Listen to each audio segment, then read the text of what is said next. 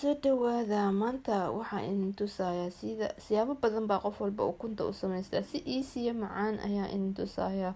oo ukun aa u samaysan kartid aan videogeena gudagalna bismillah allahumma salli calaa sayidina maxamed qaliyad waxaa waaye basal iyo barbarooni xabad yaanyo soo diiray waxaa waaye qudaartan isticmaalaya dhan way karsantahay waa soo kariyay dhowr daqiiqo karood aan soo jarjaraya waa badin kartaa qudaarta waxaa waaye bocor waa soo kariyay dhowr daqiiqan dabka soo saaray runtii hadaa saan u samaysatay ukunta waa jeclaan doontaa asxaabta qaaliga waa soo jarjaraa qudaartan dhan wax si yaryar usoo jarjaray kan waxaa waaye waa baradho ayadana waa soo kariyay asxaabta dhowr daqiiqo karin oo badan maahan dabka soo saaray waxa dhan waa soo jarjaraa qaliyaad videoga like dhahaya commentiga buuxiya hadda qudaarteeda diyaar ay tahay weelaan ku shubanaya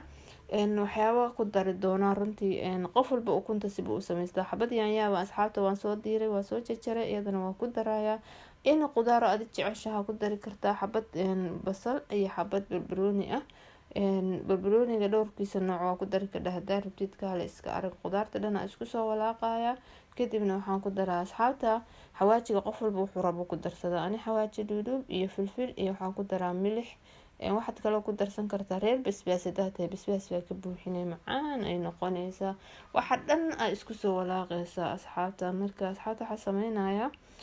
qaybta videoga qayb kale ku dhex jirtay waa ka jaray waa short waxa waa cheese asxaabta nooca haysatid ama waxa farmaajo u taqaanid hadaa haysatid waa ku daray hadii kale ha u maleyn inuu shardi yahay ha ku darin laakiin hadaa haysatid macaan uu kasii dhigaa waxaa soo qaadanay ukun inta xabo aa rabtid saasa u garaacaysaa marka cheese hadaad haysan ukunta u badinay ukunta waa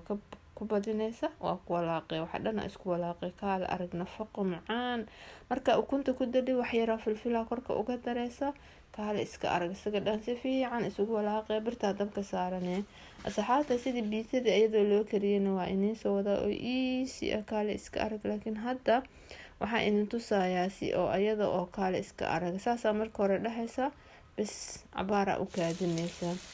dabka u gaabinaysa ilaa ukuna qudaartana asxaabta ha ilaawinin ayada dhan waa bisishahay saasa u walaaqay waxa ma qaadanaysa dhowr daqiiqo le udgoonkeeda macaankeeda kaala iska arag waa quraac easy ah dhowr daqiiqa soo daboolaya hadda jaa already waa bislaatay fiiriya furfur waaye dhacaan ma lahan aad ay u macaan tahay sandwichkaaga soo qaado rootigaaga soo qaado kaale iska arag aad ay u macaan tahay quraacda jamcada ka dhigan kartaa anytime ciyaalka sandwichaad uga sameyn kartaa markay iskuulka aadayaan runtii easy waaye macaan waaye asxaabta qaaliga inta ayaan jeclaystay inaan idin la wadaago videoga like dhahaya sii share gareeya assalaamu calaykum